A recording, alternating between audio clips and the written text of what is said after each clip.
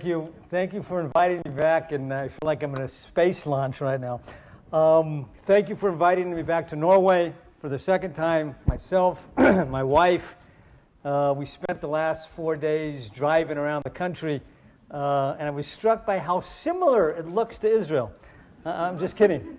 I mean, here you have every other place you look here, there's a lake or a body of water. We have 2 lakes, and one of them is dead. What I want to try to do right now, or over the next hour or so, is give kind of a basic rundown of the major. First of all, let me just preface by saying I have a tendency to speak fast, swiftly. So if I'm speaking too swift, somebody go like this, and I'll slow down. What I want to try to do is give a kind of a brief, around the horn overlook of how we in Israel look at some of the major issues on the agenda in the Middle East, the Palestinian negotiations, Iran, the situation in Egypt, and the situation in Syria. A lot always happens in Israel, but even by our own standards of what's going on, it's very, very congested, very jam-packed right now as far as the events. The events are having a huge impact on us, and I'll discuss how we look at them. However, before I get into that, I think it's important, and I think it's always important, but it's even more important today, to set the scene. And by that I mean to understand Israel, you have to understand what it is to feel insecure. And we got a good message or lesson of that today.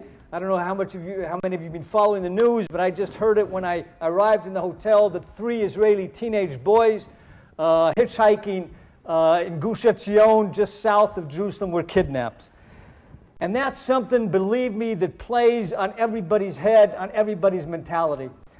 Every family is touched by this because every family can put themselves in the position of the family which right now is undeniably going through horrible pain and misery.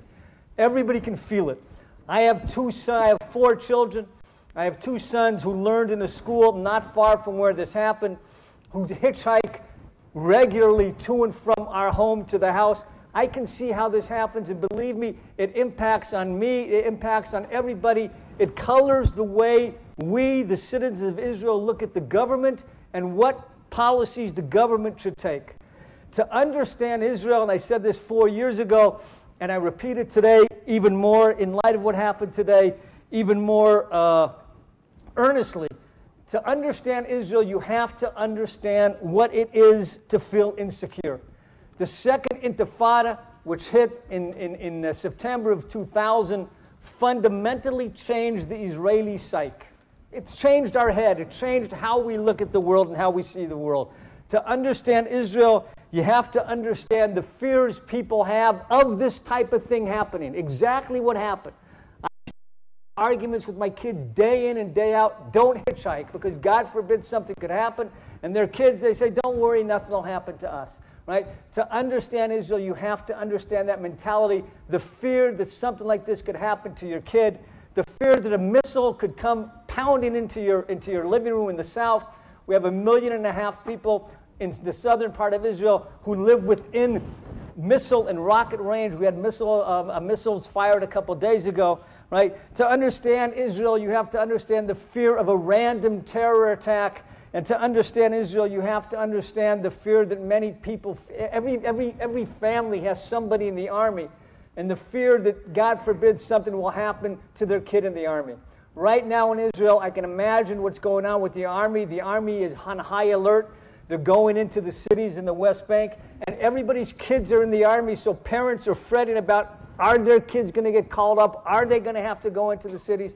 This is something that is very immediate. It's very real, and it touches on everybody very, very, very immediately. And what has happened over the since the Intifada that started in September 2000, is that it changed the psychology of security for the individual citizen.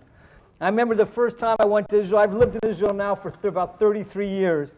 But the first time I went there was in 1972 as a kid. And I remember being struck by a kind of odd country that was at war, right?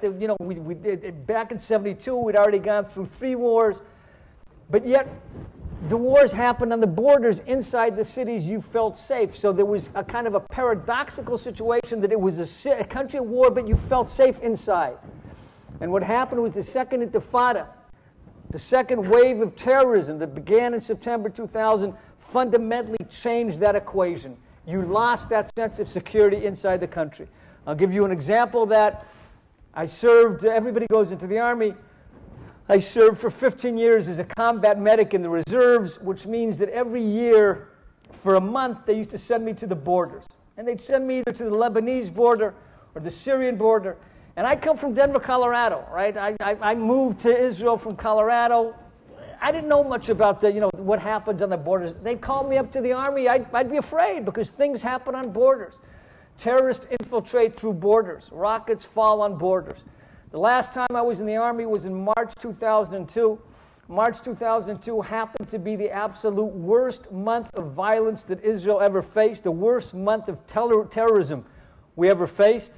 This was the month of the Passover Eve massacre in Netanya. 135 Israelis were killed in 1 month. Now, just to put that in context, last year, 6 Israelis were killed from terrorism. Right? So this was a horrible month. I was stationed on the Golan Heights. I was just inside the Syrian border, and I was on a little outpost inside Syria. But I was hunkered down in a bunker. I was in a bunker. I had on a flak jacket, a vest. I had on my helmet. I had on my rifle. I felt safe.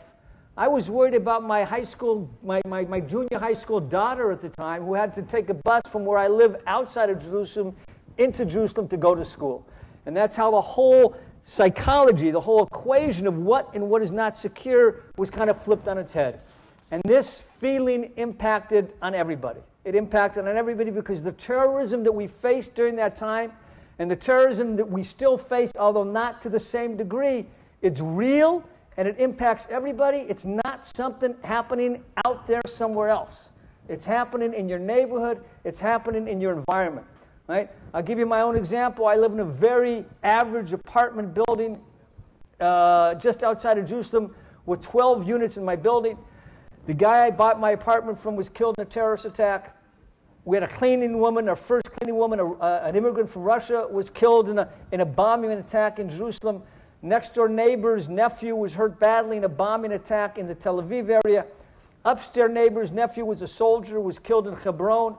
A co-worker of mine at the Jerusalem Post was hurt badly trying to get to work in a bus bombing that happened in Jerusalem, trying to get to work at the newspaper. So again, the immediacy of it all impacted on people's mind. And that's not a trauma, even though things are a lot better now than they were then. It's black and white. It's day and night different now to what it was back then. But believe me, that trauma remains in people's minds. And when you see things that happen like we saw today, it comes back to people, and it shapes how you look at the universe. It shapes how you look at the government. It shapes how you look at the peace process. It shapes everything, because the risks that you are being asked to bear, or the risks that the country is being asked to bear, are real risks, and the risks that are being borne by yourself and by your children. So to understand Israel fundamentally, to understand so much of what we do, you have to understand that sense of insecurity. You cannot grasp Israeli society without grasping that point. And if you want to know why Benjamin Netanyahu is in power right now, and right now Netanyahu is the second longest, our Prime Minister Netanyahu is the second longest serving Prime Minister we've ever had, after Ben-Gurion. And it's not necessarily because he's captivated the country. It's because he's, to a certain degree, restored a sense of security. And that's what the country wants. That's what the country's important. And that's why Netanyahu remains today unchallenged. Politically, he's safe. There's nobody who can challenge him, again, because he has given back a certain sense of security. It'll be interesting to watch what he does now following the kidnappings, because he understands as well that the people expect him to give them that degree of security. So with that as a preface, I just want to make a couple now comments about the things that are going on around us. The first is the Palestinians. Where are we now with the Palestinians, with the peace process with the Palestinians? We all know where we are in the peace process with the Palestinians. It's at a pause, it's suspended, but it's not dead. right? The Middle East peace process might be paused right now, but it's not dead. I remember as a kid growing up in America, there was a song, and they said, rock and roll is never dead. Rock and roll will never die, and either will the Middle East peace process. That wasn't part of the song. That's my addition. The peace process also will not die. Why? Why will there somehow we will find a way back to the table, if not next month after, or 6 months or a year down the road, we'll find ourselves back to the table. Why? Because none of the sides involved, not the Israelis, not the Palestinians, not the Americans, wanted to die. We all benefit from a process. We all benefit from a process. We all benefit from a situation that I like to call motion without movement, right? Motion without really moving in any direction. Personally, I believe in the school of thought that says that there cannot really be any real movement for the immediate future. I don't think there's going to be any real movement. I don't think movement is possible for a number of reasons. First of all, because the most that Netanyahu, the most that the Prime Minister of Israel can give, indeed the most any Israeli Prime Minister is willing to give, does not meet the minimum requirements of the Palestinians. Right? We saw this at Camp David in 2000 when Yasser Arafat there met a left-wing Israeli Prime Minister, Ehud Barak, and Barak offered him about 96 to 97% of the territory to divide Jerusalem, but that still wasn't enough. And in 2008, Ehud Olmert, another center-left prime minister, offered even more land and also to divide Jerusalem, and that wasn't enough. So believe me, Netanyahu, who is not willing to offer as much, whatever he offers is not going to be enough for the Palestinians. That's one side of the coin.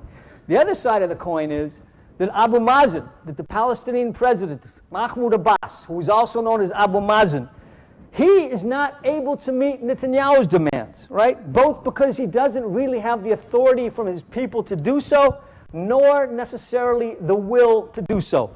What does that mean? What is Netanyahu demanding? What is Israel demanding at a minimum?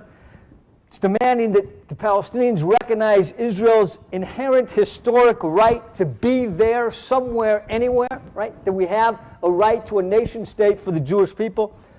We're demanding that he declares this if there's an agreement, that is the conflict, that it's over. No more claims, it's over. And that they give up this right of return, the so-called right of refugee return, whereby any descendants of Palestinian refugees from 1948 will be able to come back into Israel proper. Those are the demands that Netanyahu makes. Those are fundamental issues that touch on the core of the Palestinian narrative, right? On how they view themselves. Abbas, Abu Mazen, is nearly 80 years old. He's been a leader in the Palestinian struggle now for the last 50 years. And believe me, he does not want to go down in Palestinian history or in Palestinian lore as the person who's going to give up the basic fundamentals of how the Palestinians view themselves. So for those two reasons, I don't think any real movement is possible anytime soon. But motion, like I said, motion without movement, motion is a different story.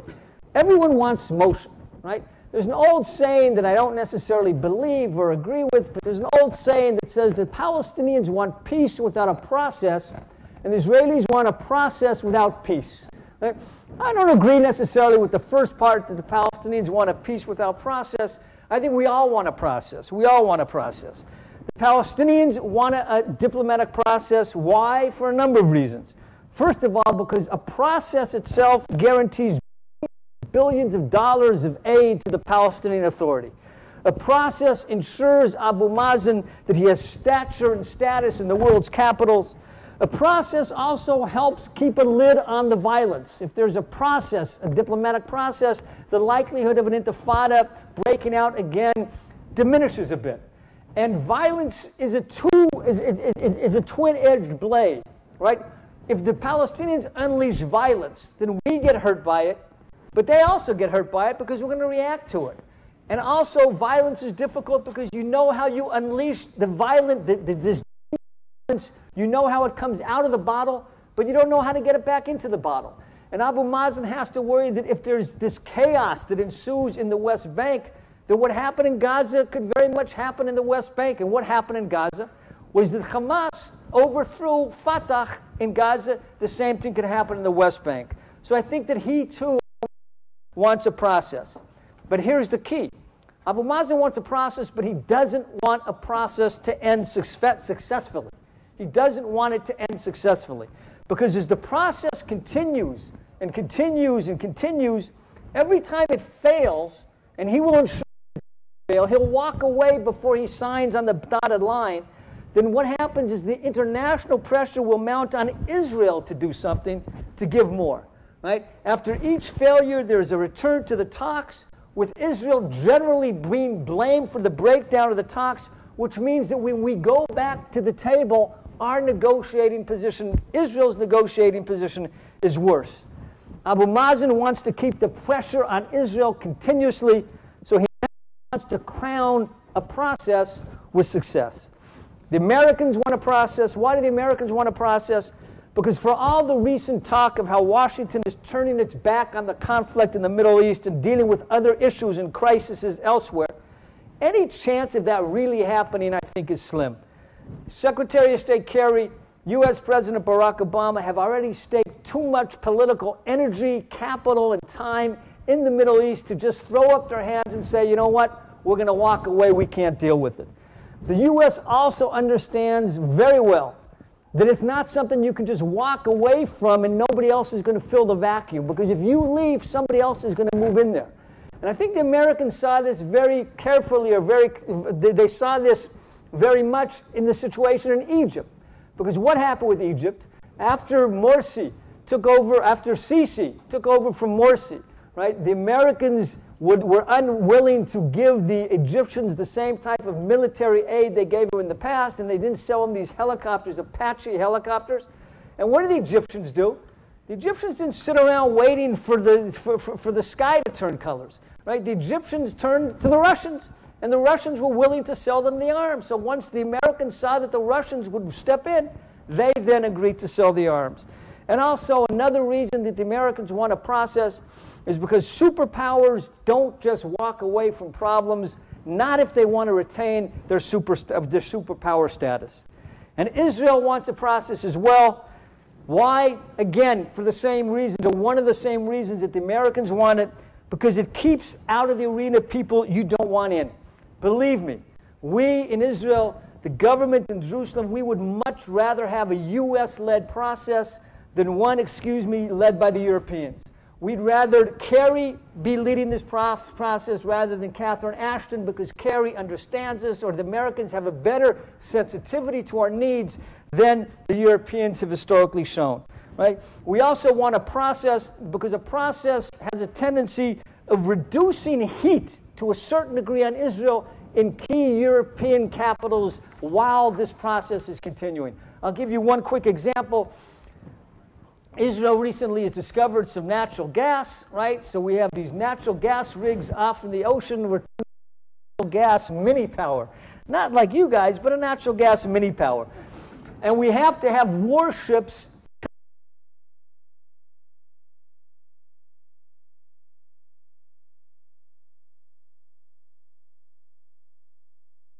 and we'll sell you the ships, and we'll sell you the ships at a 30% discount, right? 30% discount.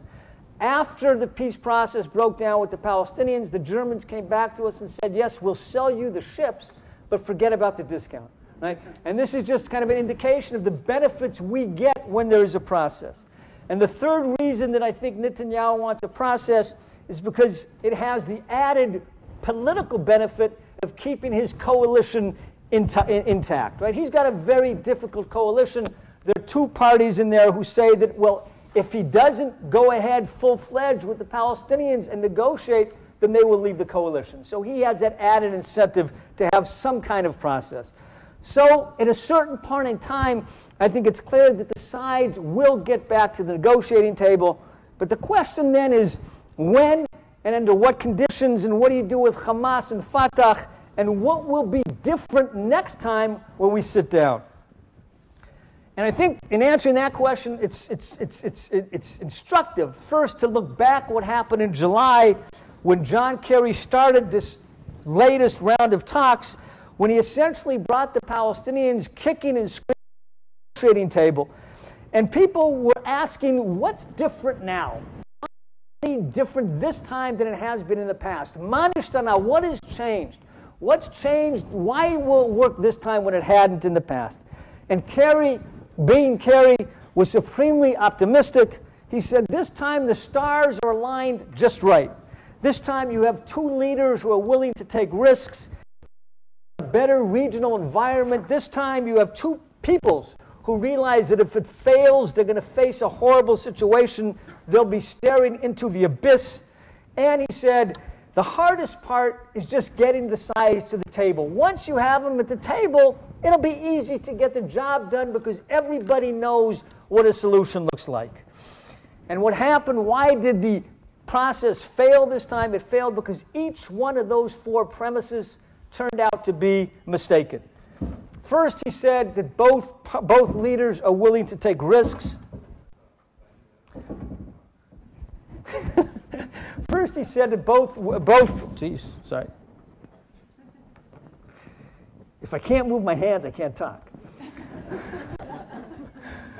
First, he said that both leaders are willing to take risks. I actually don't see that. As I said above, I don't think that Abu Mazen is going to want to go down in Palestinian lore.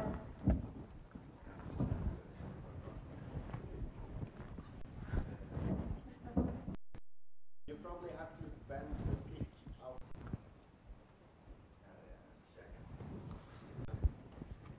First, he said that both leaders are willing to take risks. Like I said above, I don't think that Abu Mazen, who wants to go down in Palestinian history, is the one who's going to give up on those core issues that the Palestinians define themselves by. But he's not the only one who's worried about his legacy. Netanyahu is also thinking about his legacy. I cover Netanyahu. I'm a diplomatic correspondent, and my job is to cover him. And people ask me often, who is the real Netanyahu? What does he want? Does he really believe in a two-state solution? What does Netanyahu want? Who is he? And I think if you really want to know how Netanyahu sees himself, sees his own leadership role, sees his role in history, it's instructive to look back at a speech he gave about a month and a half ago at the Holocaust Memorial Day in Jerusalem at Yad Vashem. And you can find this speech on Google if you're interested. But in this speech, what he did was he compared the situation now facing Israel as it looks out towards Iran, or as the world is looking at Iran.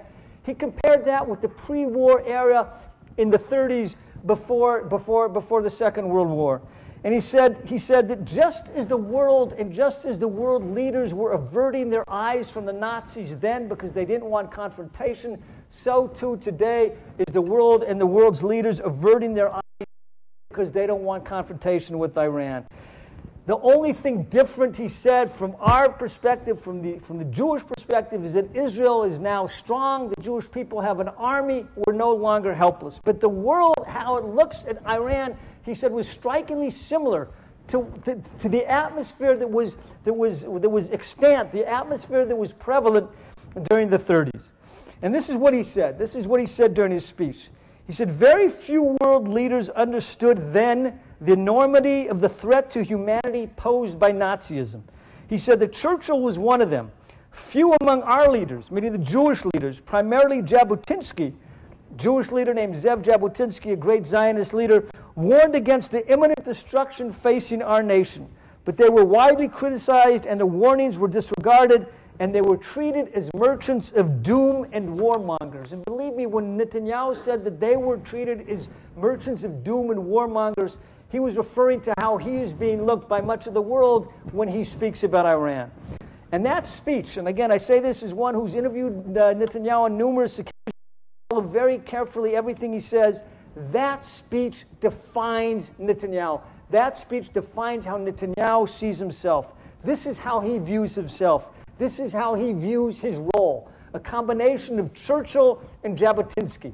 A Winston Jabotinsky, or a Zev Churchill, right? His father was a historian. He is a voracious reader of history, and he feels very much the fate of the Jewish people on his shoulder.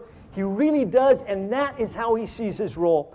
He sees his role as the leader of the Jewish people who sees the clouds on the horizon, who stands on top of the hilltop and warns the world that they're coming in the direction, and if the world doesn't, he will take action to prevent those clouds from dropping their toxin rain on his people. That's how he sees his role. He does not see his role as the Jewish leader who is going to divide Jerusalem or give up Shiloh. Right? That's not how he perceives himself. He doesn't necessarily perceive himself as the peacemaker, rather the protector. Ehud Olmert had a vision of himself as a peacemaker. Netanyahu, though I think he would love to have peace, his destiny, I think the way he views his destiny, is one who will defend and protect the Jewish people. Which doesn't mean he doesn't want peace. He does, but he sees his primary role as that of the protector. And a peace that does not meet his terms, his fundamental terms, which he boils down to one line: a militarized Palestinian state that recognizes Israel as the nation state of the Jewish people. Again, a demilitarized Palestinian state that recognizes Israel as the nation state of the Jewish people. If the Palestinians can't give him that, then I don't think he's going to go for any kind of a deal. Right? So Kerry said that you have two leaders who are willing to make risks. I think that was a mistaken premise. Kerry also said when starting out this process that now there's a much better regional environment, right? That because of the Arab Spring, things have changed fundamentally in the region, and there's a better environment to make peace. I'd answer that by saying yes and no. Yes, in that Israel does have common cause with the Saudis and with the Persian Gulf countries against the Iranians and against the radical Islamic jihadists. We do have common cause. We do have a commonality in wanting to fight those threats, but all this common cause, all these commonalities are only being articulated behind closed doors. There are discussions between us and them from time to time, but this is all being done private, and it's not going out front. It's all happening behind the closed doors. And the public atmosphere among the Arabs in the Arab streets is continuous to be very poisonous against Israel. The American organization, the Anti-Defamation League, did a poll about a month ago, and it found that it polled different countries in the world and their level of anti-Semitism. And it found, not surprisingly, that the region with the most anti-Semitism was the Middle East. And in the Middle East, Morocco had the least anti-Semitism because in Morocco, only 80% of the people there expressed an anti-Semitic sentiment. Right? That was the good country. In the West Bank, in Gaza, it was 92 to 93%. There was an article not too long ago in the Saudi Gazette, right? And again, we're supposed to have this common interest with the Saudis against the Iranians and against the Sunni extremists. And this article was fascinating because it told the story of a local investigator in Saudi Arabia who found an Israeli persimmon, a fruit, an Israeli fruit that was on the shelf in a Saudi market. In one of the Saudi supermarkets, they had this Israeli fruit. And the guy investigated, and it came through Japan, and they were able to get this Israeli fruit off the Saudi supermarket shelf. Believe me, that's not an atmosphere that's necessarily conducive to peace. And until you change that, I think it's going to be very difficult. So I think that premise of Kerry's was also mistaken. He also said, Kerry, that both sides are afraid of the future, or afraid of what's going to happen if these talks fail. And the premise there is that the situation is unsustainable. And you hear that a lot, right? That it's unsustainable, that the status quo is unsustainable. But you know what? I'm not sure that that premise holds water either, right? For Israel, the status quo is not unsustainable. There are many in Israel who think that the status quo right now is not bad. Terrorism is way down. The economy is ticking along, right? Life isn't bad. And I'd even go so far as to say for the Palestinians as well, the status quo is to a certain degree tolerable. Right? True, they don't have their own state, but believe me, life today in Ramallah and Jenin and Nablus is a lot better than it was 10 years ago, and I don't think that they want to go back to what it was back then. Right? And if it was so if it was so bad in the Palestinian territories right now, then I think they would have grasped for the state that Olmert was willing to give them, rather than grasping onto symbols, hoping that they'll get more in the future. So I think that that premise also did not hold water. And Kerry's final premise was that the hardest part is just getting the sides to the table, and that everybody knows what a solution looks like. I mean, we hear this over and over and over again, that everybody really knows what a solution will be. There'll be two states along the 67 Believe me, everybody knows what a solution will look like, because if everybody knew what a solution would look like, we would be there already. We would have had the solution. Right? We say, for instance, that it's clear that certain large settlement blocks, and I'll get into this when I talk about the settlements on Sunday, but large settlement blocks like Ma'ale Adumim and Gush Etzion and Givat Zev, that they will remain a part of Israel. We realize that. We understand that. The problem is the Palestinians don't understand that. They've never accepted that. We say that the Western Wall and the tunnels leading to the Western Wall will obviously remain a part of Israel. For the Palestinians, that's not obvious, right? That's what actually destroyed the Camp David agreement in 2000. This whole wall, the tunnels, that's what collapsed those talks. We say that the new neighborhoods in Jerusalem, the new neighborhoods that were built in Jerusalem after the 67 war, right, Gilo, Har Choma, Neve Yaakov, Ramot, French Hill, that these neighborhoods obviously will remain a part of Israel. Right? The Palestinians have to know that. They don't know that. Right? We say that the refugees, the Palestinian refugees, can't go back to Israel. They have to know that, because that would lead to the destruction of the Jewish state. They don't know that. So what I'm saying is that not everyone knows what a deal looks like, which is why a deal, which we started to make or tried to make for 20 years since the Oslo Accords in 1993, why we haven't been able to get there. Which then brings us back to square one. Where do we go now? What happens now? The U.S. is called now for a reassessment, for stock taking, right? For taking a pause and rethinking things. And I think that's a good idea on the condition that we need a reassessment, looking at new ideas and new ways of doing things. Right? Just taking a pause and then continuing down the same track that you've been doing for the last 20 years doesn't make a lot of sense, because that rock that you keep trying to hit, it hasn't yielded any water.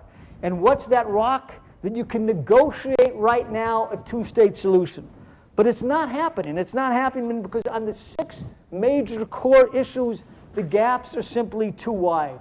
And what are the core issues? Jerusalem, borders, security, refugees, recognition of Israel as a Jewish state, and an end of conflict.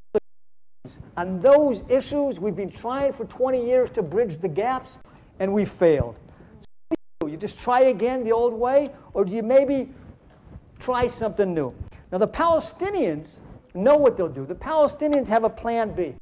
And their plan B is to take their case to the international community and get the world to step in and impose a solution on Israel. Right? And here you have to take a little bit of a wider historical view and look at Palestinian tactics. What have we seen over the last 20 years since the beginning of the Oslo process in 1993? In 1993, Yasser Arafat looks around. He knows what his goals are. Arafat's goals are at a minimum. At a minimum, he tells the world what his minimum goals are: a state within the 67 borders with Jerusalem as a Palestinian capital and an accommodation for Palestinian refugees. Those are his goals. And he looks around in 1993 and he says, you know what? What I've done up until now to advance those goals haven't worked. Hijacking airplanes, throwing old men off of cruise liners hasn't moved me forward my goals. I'm going to try something new. So what does he do? He launches negotiations with Israel. That's the Oslo process. Begins in 1993, brings us to 2000, Camp David. Like I said at the beginning of the speech at Camp David, Arafat comes up against a left-wing Israeli Prime Minister, Ehud Barak, at Camp David, and he sees that the most that Barak is willing to give him, the most a left-wing Israeli Prime Minister is willing to give, does not meet his minimum requirements. There's still a gap. So what does he do? Right? You have two options. You can either compromise your goals or you could change your tactics. Right? Arafat was never known as the great compromiser, so he changes his tactics. A month and a half after the Oslo process ends in failure, the second intifada begins. Right? The war of terrorism. Because if you can't get from the Israelis, if you can't get from the Jews what you want by talking to them, slam them in the face, bloody their nose, bloody their lip, and then they'll give it to you. What happens? Thank God we defeat the Intifada in 2005, but it brings the Palestinians back to square one. They have the same goals. They're not compromising on their goals. We haven't seen any evidence of compromise from the Palestinians in decades. Right? They have the same goals. What do? So they try a new tactic. And what's that tactic? And this is the tactic we will now see on steroids. That tactic is to get the world to step in and impose a solution on Israel. that if you just wait long enough, the world will get fed up with this whole situation and they will impose a solution on Israel. This explains why Abu Mazen has gone to the UN. This explains why he goes to the international organizations. This explains how much energy he puts into ties with the Europeans. He wants to get them in to step in and impose a solution on us. Right? That's his plan B. Right? But at least he has a plan B. Our plan B? Our plan B is more difficult right now to define. We're still in the process of defining it. I think the first thing that you're going to see from Netanyahu is that he's going to try to lower the bar. He's going to say, guys, let's lower the bar. Let's realize that the expectations that you've set, that you can somehow snap your fingers or sign an agreement and this thing will be resolved, that just is not going to happen. There are unsolved crises, there's unsolved problems all over the world, right? And this is also a situation which we might not be able to solve completely. Rather than trying to solve it all at one time, let's agree and cooperate with the Palestinians where we can, right? On issues where we can agree with them, on water issues, on ecological matters, on economic issues, even on security issues, and hope that this creates a better, more conducive atmosphere that maybe not this generation, but next generation decides will be able to bridge those gaps which up until now have been unbridgeable. Between a situation of full peace, which is unattainable, and full war, which is unwanted, there's a whole middle ground that can be used to come up with joint projects and cooperation, right? Which again changes the atmosphere, changes the tone. The goal here would be to create a different atmosphere, fostering conditions that would allow a two-state solution, not now, but maybe in the future. The idea is to go from what's called conflict resolution to conflict management. From going from a position to say that you can solve the conflict to let's just figure out how to manage this conflict better. I think that's what Netanyahu is going to put forward, but it's going to be a difficult sell. It's going to be a difficult sell because, number one, I think the Palestinians believe that both time and the world is on their side, and if they just hold off long enough, the world will pressure Israel into doing what it wants to do. So I think it's a hard sell, but I think that's where we are right now. Final analysis, we will go back to talks. It'll be a while. In the meantime, you're going to see the different sides maneuvering. Again, the Palestinians taking us to the international arena to get the pose a solution on us, and Netanyahu trying to say, let's try to do something completely different right now. That's on the Palestinians. Let me now speak about the next major issue, which is the Iranians, right? The Iranians. In the past, when I've come to speak, the burning question about the Iranian nuclear program has been, when is Israel going to hit? How is Israel going to hit? When are they going to attack? When are they going to take out the Iranian nuclear facility? Today, although that question is still relevant, it's not at the top of the agenda, as very few people right now can imagine a situation where you have the world powers talking in Geneva with Iran, and that Israel is going to take some kind of military action to knock out the nuclear facilities there. It's not going to happen right now. It's not going to happen because of the negotiations. Now, this doesn't mean that this idea, this issue of an Israeli military action is not still out there. It's not still floating around, but it's not up front and out there as it was, say, at this time last year.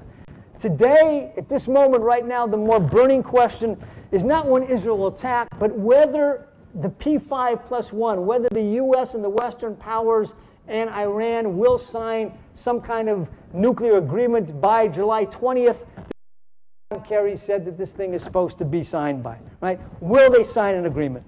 And I think that the chances of the P5+1, the U.S. and Iran, signing an agreement with the Iranians, I think the chances of that happening are about as good as it was that the Israelis and the Palestinians would sign an agreement on April 29th, which Kerry also said was going to happen, right? It's not going to happen. There's deep, deep skepticism in Jerusalem that a final deal will be reached. Why? For the simple reason that the Iranians don't want it. The Iranians don't want a deal. The Iranians don't want a deal that would entail deep, deep concessions in their program. What kind of deal would entail, right? They also think that they can get by without a final agreement. How? By continuing a series of interim agreements. For Iran, interim agreements are a godsend. We saw an interim agreement signed in November, right? This was the first interim agreement signed by the P5+1. and Iran. And what did that agreement do? The agreement stopped the Iranians from moving forward. But it didn't dismantle their program. It just stopped them from moving forward, and it also relieved the sanctions. So it got all the economic heat off of Iran. The Iranians in November were on the ropes. The economy was on the brink of collapse, and the world stepped in and they let them off the ropes, not with the promise that they will not fight again, but just for the meantime that they weren't going to hit below the belt. Right? That's what happened in November, and this was a good situation for the Iranians. I'll bet that come July 20th, comprehensive agreement, but rather there'll be another interim agreement for 6 months, which will be followed by another interim agreement, and another interim agreement, and another interim agreement. For the Obama administration, for President Obama, this suits his purposes because this ensures that Iran will not go nuclear under his watch. And for the Iranians, it suits their purposes. It's good for them because it allows them to hover right above the nuclear threshold but not cross it, while waiting for the world's attention to go elsewhere, and then they can dash forward across the finish line. Their aim is to hover above the nuclear threshold while retaining their key nuclear capabilities, keeping their centrifuges, having a stockpile of enriched uranium, having a weaponization program, and having intercontinental ballistic missiles to deliver nuclear arms. And then, again, elsewhere, they can quickly make a leap, and I think that generally is their overall strategy. And in understanding the strategy, it's worth noting that the Iranians have been trying to get nuclear arms for the last 30 years. And that's a long time, 30 years. And believe me, they haven't gotten it. They haven't gotten them not because they're any less smart or efficient than we are, the Israelis or the Indians or the Pakistanis. They haven't gotten there because things have happened on the ground to keep them from getting to where they wanted to be by now. What's happened? You had computer worms that would infect their system, right? You had scientists who were assassinated from time to time. You have certain unexplained explosions happening across Iran. And you had the West set up fictitious firms around the world that sold damaged goods to the Iranians so that when they spun their centrifuges, the faces. And that's all the stuff that we knew about. That's all stuff that was happening above the radar screen. That's all stuff that you could read about in the newspapers. Believe me, underneath the ground, a lot more was happening to keep the Iranians from getting to where they wanted to go, where they wanted to be by now. But just as this thing has gone on for 30 years, it can go on for another 30 years. The Iranians have time. We've all labored under this certain illusion, I think, that one day we have to worry about an Iranian nuclear arms program, and the next day it's going to be gone. And I think that's a wrong way to look at it. I think this thing, again, has been moving along. It's been schlepping along for 30 years. It can continue to move along for another 3 decades. Which is why, and this is the big difference between Israel and the U.S. on this, which is why Israel insists that Iran has to be deprived of its nuclear capabilities. Whereas the Americans say we have to keep them from getting a nuclear weapon. And that's a fine and important distinction. Obama says, and I actually believe him, Obama says that he will not allow Iran to get a nuclear weapon. I believe him. But the Iranians hear that and they say, okay, I don't need a weapon. I don't need a weapon. I'm happy where I am right now. I'm happy with the capabilities I have to be able to build a weapon at a future time when who knows what happens, what other crisis is engaging the world. It's like if a guy wants to jump over a bar that's at 8 feet high, right? And you tell him you can't jump over that bar. And he says, okay, I'm not going to jump over the bar. But he builds a ramp at 7.5 feet so that when you're not looking, he can jump over. And I think that's essentially what's going on right now. When we look at the Iranians, the differences between Israel and America as far as how we perceive Iran have to do with what's called the 3 T's. The 3 T's. The first T is threat perception, right? When we look at Iran, threat perception, what are we afraid of? Why does it threaten us? It's not only the concern that they could explode a nuclear device over Tel Aviv, because they're probably not going to do that knowing what we could do to them. But the threat perception is to what, when they have nuclear capabilities, how will this embolden the other evil actors in the region who want to harm us very bad? What will this do to Hezbollah? What will this do to Hamas? if they know that there's an Iranian nuclear umbrella above them, what actions will they take against us, and then how will we be able to respond? That's our threat perception. The Americans don't have to worry about that. Right? The only thing the Americans have to worry about is, God forbid, the Iranians getting a nuclear weapon and blowing it over an American city. But they don't have to worry about how this will strengthen the other actors in the region. We have to worry about that. Another T in which we see things different has to do with trauma. What's a trauma when we look at Iran? When we in Israel look at Iran, the trauma that we feel in our bones is the Holocaust.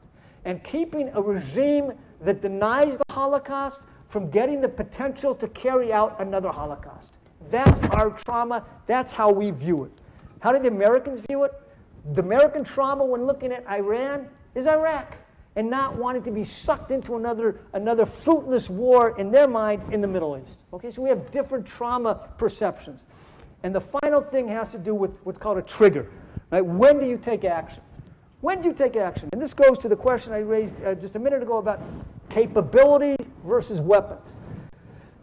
Israel's position is, if you're going to act against the Iranians, if Israel acts against the Iranians, it would have to act a lot sooner than the Americans, because the Americans have a much bigger, a much greater military than we do. Somebody defined it for me once. I think they put it in good terms, and they used a cake metaphor. And they said, let's say that you want to prevent somebody from baking a cake, right? You want to keep a guy from baking a cake. When do you take action? How do you do it? Do you keep him from getting the eggs and the flour and the water on the table? Is that how you keep him from getting it? Or do you wait until he sticks his head in the oven and takes that nuclear cake out of the oven? Obviously, the Americans can wait. Israelis can't wait. We don't have the capability to wait as long.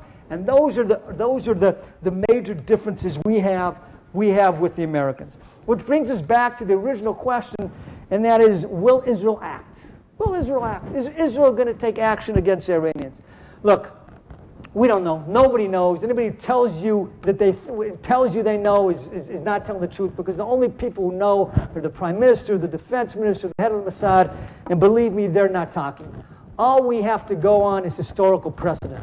And what history has shown us is that when Israel feels its back is against the wall, it takes action. And it will take action even against American wishes. We saw this in 1948 when it declared statehood, even though the State Department was adamantly against it. We saw it in 1967 when Israel preempted against the Egyptians, even though a very favorable American president at the time, LBJ, Johnson, told the Israeli prime minister that if you go alone, you're going to be alone. Right? We saw this in 1981 when Ronald Reagan was the president, and Menachem Begin took out the Iraqi nuclear reactor. The Iraqi nuclear reactor in 1981, even though he knew that Reagan was adamantly opposed to it. And in 2008, Ehud Olmert took action against a Syrian nuclear reactor, right? Even though George Bush, a very favorable president to Israel, and Condoleezza Rice were opposed to it. And imagine what the situation in Syria would look like right now if Assad had nuclear capabilities. So we see historically that when Israel feels its back is against the wall, it takes action. The fact that we haven't taken action up until now indicates to me that we have not felt that our back is against the wall, that there's still time for things to change, right? And I think that, again, the strategy up until now has been to kick the can down the road, hoping that in the interim something will happen inside Iran. Either the Ayatollah is going to die or there'll be some kind of regime change, and that they will realize that it's just not worth them. It's not worth it for them to destroy the economy of the country in order to get this bomb.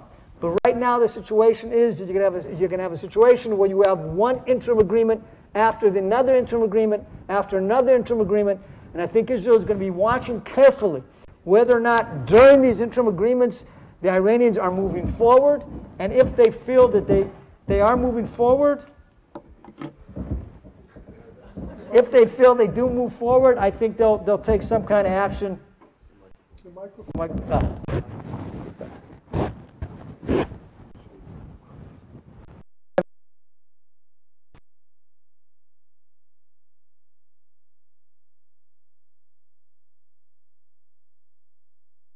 Couple issues, and I'll just discuss these a bit more briefly, and that's the other main flashpoints in the region. The first, Egypt, and the second, Syria. let's look at Egypt for a minute. Look, Israel was obviously very glad that Sisi won that election a couple of weeks ago, although it probably wasn't a Jeffersonian election. But in looking at Egypt, we in Israel are much less burdened than Washington by a tension that exists between values and interests. Right? Washington's foreign policy is very much enthused by values. This whole idea of democracy, it's very important, and it guides their foreign policy to a large degree. Israel, we're much more pragmatically based. We look at Egypt and we're concerned what happens in Egypt, how that is going to impact upon us. And we saw what happened in the Arab Spring. Right? Israel was lambasted, was castigated by the West when the Arab Spring happened in 2011 for not coming out strongly enough in favor of the Egyptians who were protesting in Tahrir Square.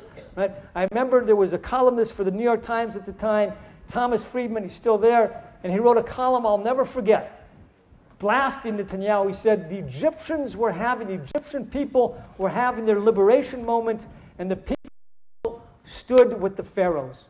Believe me, the people of Israel were not standing with the pharaohs. The people of Israel would love to see the Egyptians have the same freedom that we have, but the people of Israel were concerned about how this was going to impact on us. And it didn't take long for us to see that it did. Within weeks of the Tahrir Square revolution, you saw that Israel's embassy in Cairo was ransacked. You saw that there were the pipeline, the oil pipeline, the gas pipeline going from Egypt to Israel that's been in effect for 30 years was blown up a number of times. You saw that the Grad rockets were falling on the southern part of Israel, not from Gaza, but from Sinai. And you saw the election of a Muslim Brotherhood president, Morsi, who said in 2010 that the Jews are descendants of apes and pigs. So we weren't rooting for the pharaohs, but we were concerned very much about how this would impact on us. Now that you have Sisi there, it's a completely different story, right? When this first happened, the Americans were very concerned that this was a coup. Our position was first stabilize Egypt. Stabilize Egypt. Make sure that the country is stable because you don't want Somalia on Israel's southern border. It's not good for Israel. It's not good for the West. It's not good for the Americans. First stabilize the country and then deal with democracy. And why are we happy with Sisi? Sisi, for us, what has he done? He's fought the terrorists in the Sinai, not necessarily out of a love of Israel, but because he's worried about how they will turn against him, right? How these terrorists will turn against the Egyptian government. You have a situation where he has destroyed last year, he destroyed 1,200 smuggling tunnels from Sinai into Gaza. Again, he didn't do that out of any love of Israel, but he did it because what comes into Gaza can go out of Gaza. And terrorist attacks happen in Egypt and in Sinai. So for us, the situation in Egypt right now is a lot better. Even if the guy who's leading the country right now is not necessarily a Jeffersonian Democrat, even if he's an autocrat, it's better to stabilize the situation. He has said that he's going to retain the peace treaty with Israel. That's for us very important. Which brings me to the last issue, and that's Syria. Or more directly, what does Israel want to see? Israel has pretty much wisely stayed silent about what it wants to see happen in Syria. Actually, it also stayed silent about what it wants to see happen in Egypt or throughout the Middle East. And this is smart because any side that we favor, that favor will be used against them, right? They're not going to benefit anything on the street by us coming out and saying, hey, we're for you, right? We should also note that it's no small thing that in the Middle East, at this time, a Middle East in flames, Israel has managed pretty much to stay out of it, right? Kind of like Switzerland in World War II. But it's more an impressive feat that we've stayed out of it than the Swiss were able to in World War II because there are many people who want to draw us in, right? Israel has stayed out of it by staying quiet, which is not necessarily the easiest thing for Israelis to do, and also by acting only when our critical interests are at stake. Right? Israel acted a couple times in Syria when the Syrians crossed the red line and it looked like they were transferring state-of-the-art Russian weaponry to Hezbollah. That's when Israel took action, but only then. Still, what does Israel want? What do we want to see happen in Syria? Look, I mean, Israel, in a dream scenario, would like a pro-Western Sunni government installed in Damascus that moves that country from the radical Islamic camp to the moderate one. But the chances of that happening are completely nil. So what does Israel really want? It's clear that Israel, if you would wake up Netanyahu in the middle of the night, I think, and you would say, Netanyahu, what do you want to happen in Syria? I think it would say that Assad has to go. Assad needs to go. Now, some people will hear this and say, well, that sounds crazy. Right? What, you would rather have these Sunni extremists there? You want this new ISIS, this Islamic State in Iraq and Syria? You want Al-Qaeda? You want al-Nusra to take control of Damascus? That's better for Israel than Assad? And I think that the simple answer to the question is yes.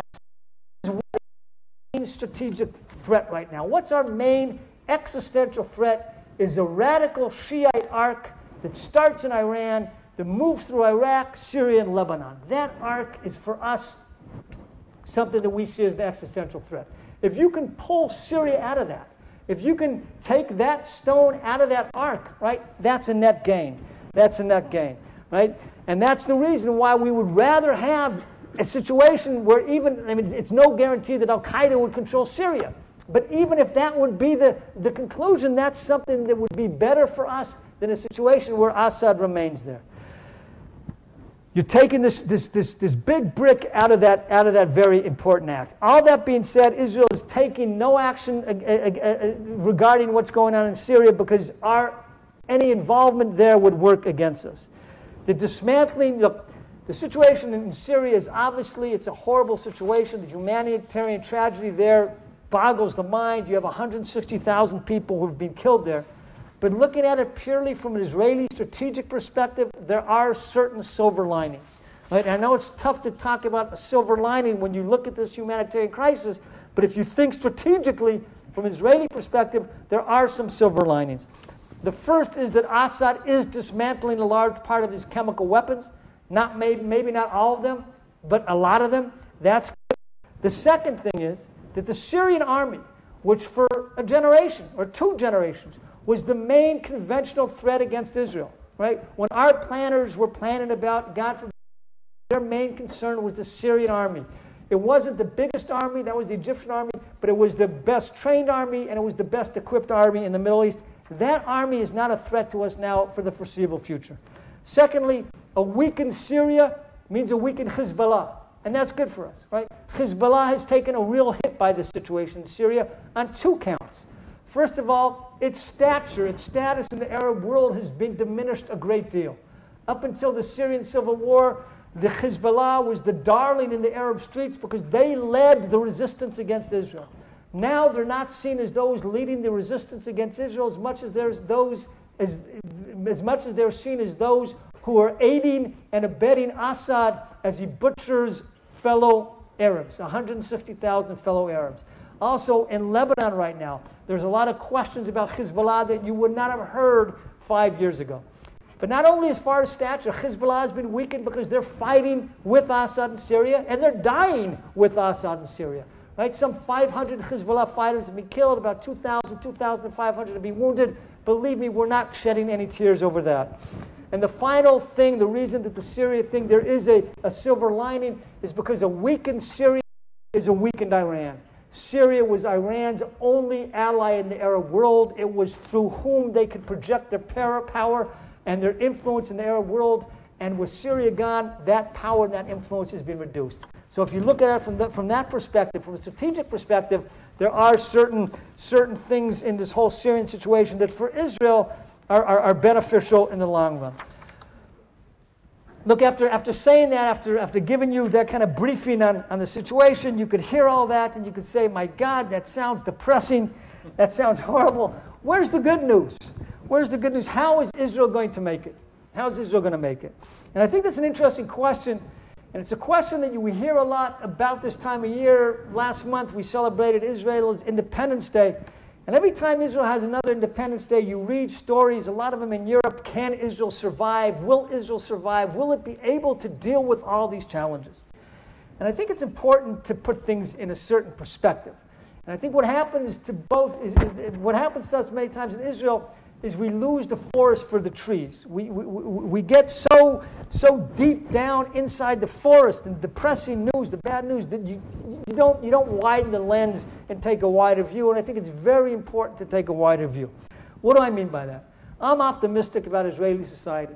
I'm optimistic about Israeli society for two main reasons, and these are actually the reasons I enjoy living in the country and why I moved to the country.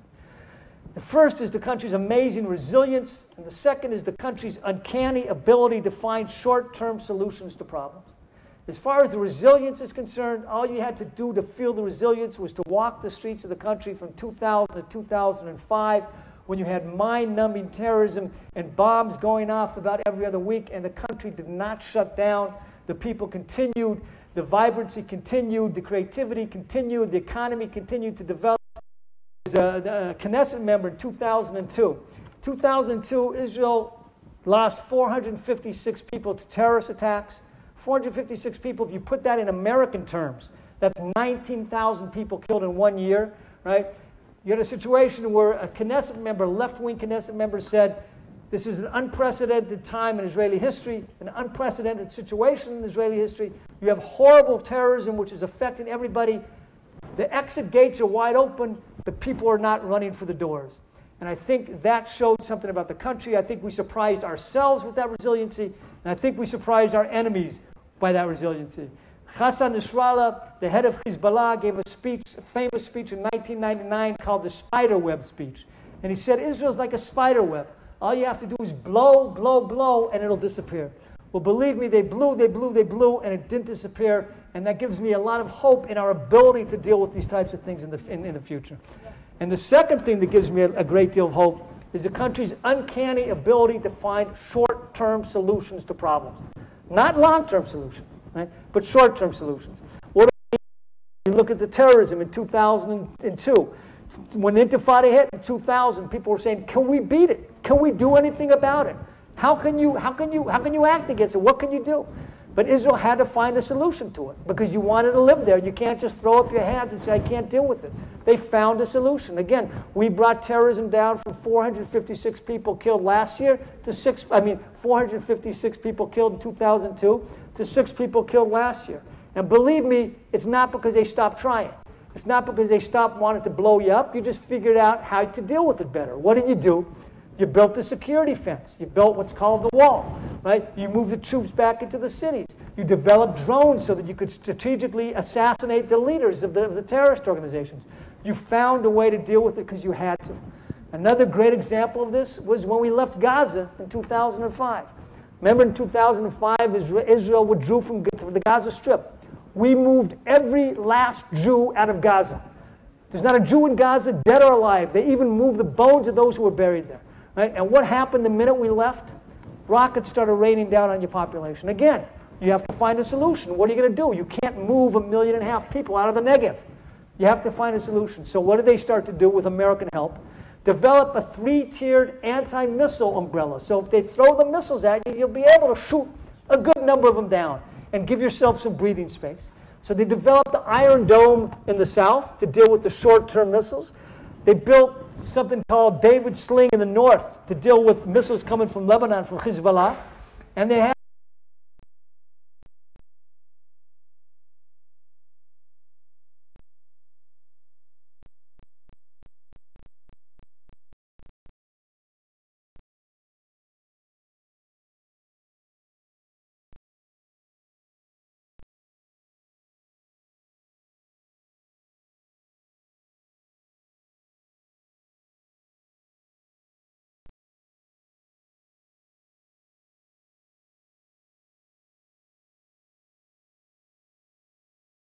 rocket to take me to Mars. And within 15 years, the Americans, with their ingenuity and their wealth, within 15 years, they have a rocket to take the guy to Mars and bring him back. Wonderful. He comes to Israel, and he goes and he goes to our top universities, and he goes and he talks to these computer wonder kids in the armies, and they said, build me a rocket to take me to Mars. So within 3 years, Israelis have a rocket to get the guy to Mars. Within 3 years. Doesn't bring him back, but it gets him to Mars. And that sums up the way that Israelis deal with problems. Because once you're at Mars, you'll figure out how to get back. Right? That kind of thinking, and it's a way of thinking, and it's a way of thinking that's allowed us to develop the startup nation, and it's a way of thinking that gives me a lot of confidence in the country's ability to face extreme challenges. And I said in the beginning that what we have to do is we have to widen the lens. You have to put things a bit in historical perspective. Right? If you look where the Jewish people were in 1945 coming out of the Holocaust, and you look at the state of Israel today, which is the strongest military, economic, industrial power in the region, that's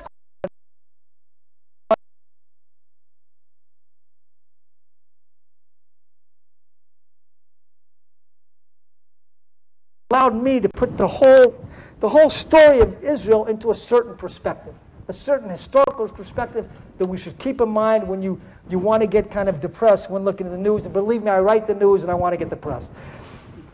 There's a program, it's called Birthright in America, and not only in America, I think it's in Europe and I think it's all over the world, and it gives every Jewish kid a chance to go to Israel, a free trip to Israel. And there was a president of university, Yeshiva University, was bringing one of these birthright groups to Israel. And he was bringing these kids. These kids oftentimes have no Jewish identity. They just want a free trip, and they really don't know much about Israel. And he was bringing them to the Western Wall in Jerusalem, right? And he wanted to fire them up. He wanted to psych them up before they went to the wall. He wanted to give them a kind of feeling of what they were looking at, so that when they stood in front of the wall, they just didn't see a wall. And this is what he said to the kids. He said, your great-great-grandparents, and these are all Jewish kids. He said, your great-great-grandparents and my great-great-grandparents probably didn't know each other. Your great-great-grandparents and my great-great-grandparents lived in different parts of the world, some in the Pale of Settlements in Russia, others in North Africa. Your great-great-grandparents and my great-great-grandparents all eked out their livings in different ways. They all spoke different dialects of different languages. They all had different levels of religious observance and religious commitment. But he said to these kids, your great-great-grandparents and my great-great-great-grandparents shared two things in common. They all yearned to touch the stones of the Western Wall, and they all knew that they never would. Right? The fact that we can, the fact that we can touch the stones at the Western Wall in a country in which we make the decisions, the good ones and the bad, in which we determine our fate, in which we speak to our children in Hebrew, in which we run our lives around the rhythm of the in which we defend and protect ourselves by ourselves. Believe me, if you put that in historical context, it's a miracle despite all the problems. Thank you, and if you have any questions and there's time, I'd love to take them.